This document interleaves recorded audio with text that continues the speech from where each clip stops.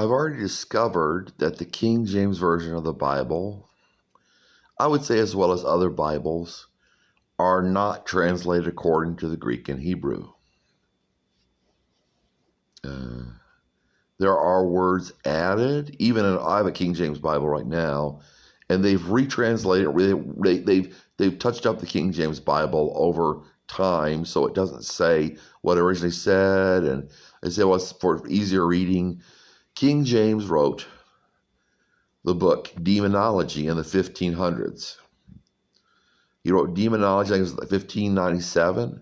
He wrote Demonology. And he said, well, he's against demonology, and he said he was a witch hunter.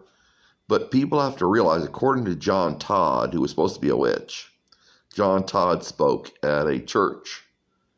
And he's supposedly converted to Christianity, but he was a witch.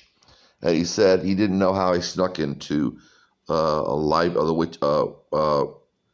witch library or whatever.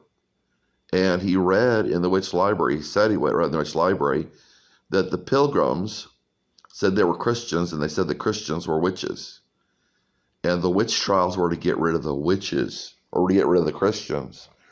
They said the Christians were witches, and the witches put the Christians to death by apparently by burning them at the stake. I think that's pretty well known. They put the Christians to death and called them witches and burnt them at the stake.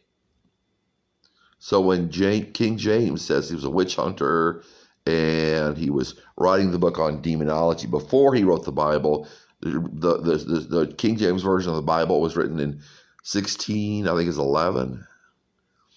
The King James Version of the Bible was written in 1611, I think. And his book on demonology, I think, was written in 1597. So he wrote the book on demonology before he thought it was important enough to translate the Bible into English.